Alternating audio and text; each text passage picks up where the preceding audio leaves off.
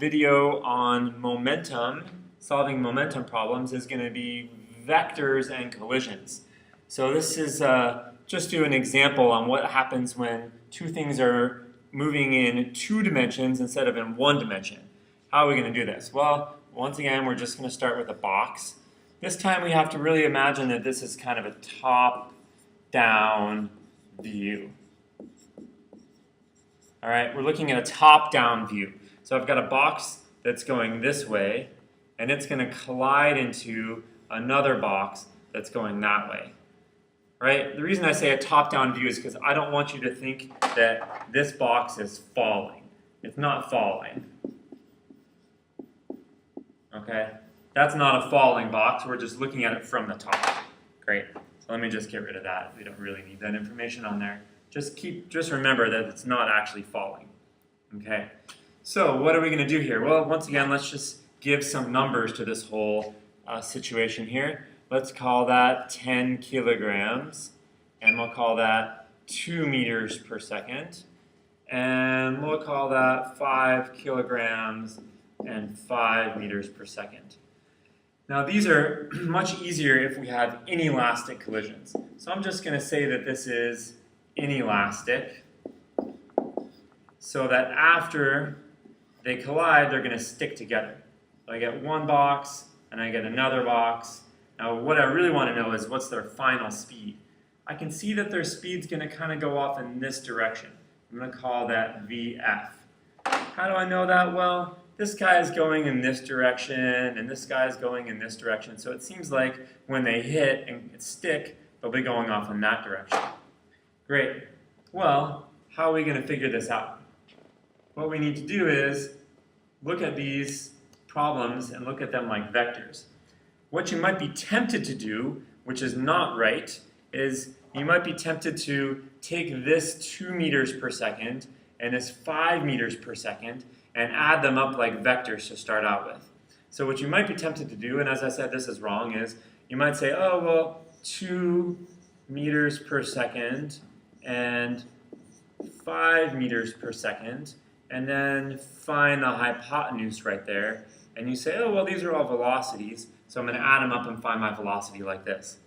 That's not what we can do here. The reason being is because even though we're dealing with velocity vectors, let me put a big X through that, we have to do with conservation of momentum to find out how the velocities are going to add together, because we need to take into consideration the mass. I've got a bigger mass here, and I've got a smaller mass over here. My bigger mass is going a little bit slower, and my smaller mass is going a little bit faster. So the whole idea of momentum is it's a combination of mass and velocity. So I cannot just add their velocities together. I'm going to go ahead and erase this, because this was not right. What I need to do is I need to figure out momentum, and then add momentum together like vectors. So what are we going to do? Let's figure out the momentum of this first one. So I'm going to find out what's the momentum here. Really easy. 10 kilograms times 2 meters per second. That's going to give me 20 kilogram meters per second. Once again, that funny momentum unit that doesn't really have an abbreviation. Now let's look at the other box. The other box is going down this way, and let's figure out its momentum. Well, just looking back up a little bit so we don't forget what the numbers are, it's 5 and 5. All right, so I have 5 kilograms times 5 meters per second. That's going to give me 25 kilogram meters per second. Now I can actually add these two guys together like vectors. I'm going to add the 20 kilogram meters per second and the 5 kilogram meters per second like vectors. Let's just draw ourselves a nice vector triangle. Actually, I'm going to change colors into blue just so we can keep track of things here. All right? Let's see.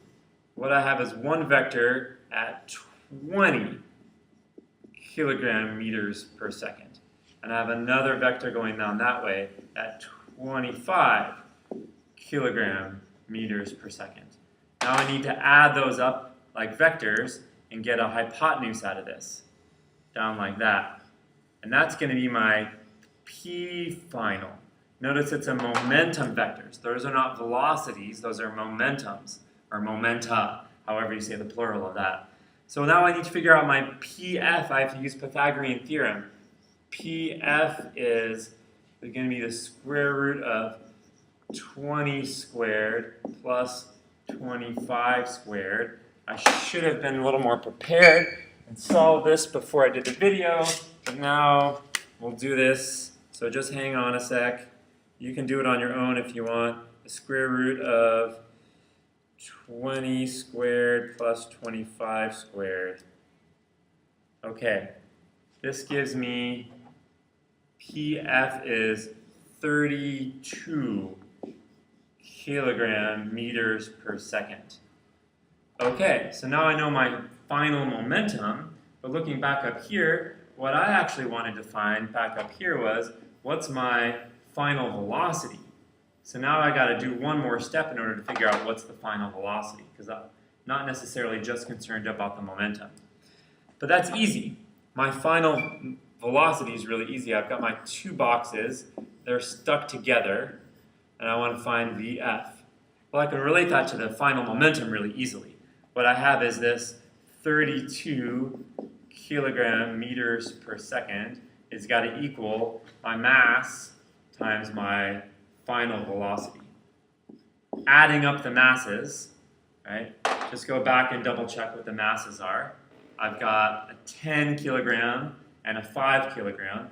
So my total mass, since they stuck together, is 15 kilograms times VF.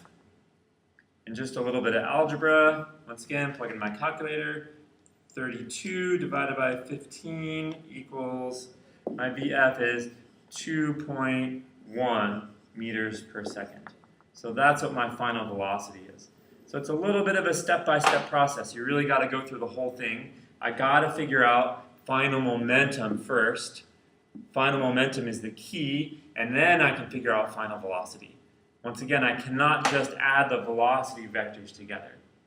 So that's how you do these two-dimensional collision problems. They can get way more complicated, right? If I add things in that go at different angles, just to show you, we won't do any problems like this because I just don't want to take the time to do all the trigonometry behind it. But if I had some funky angles, like this one's going this way at a 30-degree angle, and then this one was coming that way at a 15-degree angle. I'll draw a box there. And I added in some velocities in here, and I added in a velocity here, and a mass there, and a mass there. It can get complicated, and you just need to do a little bit of trigonometry and then split things up into horizontal and vertical directions or x and y directions, but we won't do that. We'll just keep it with a simple problem.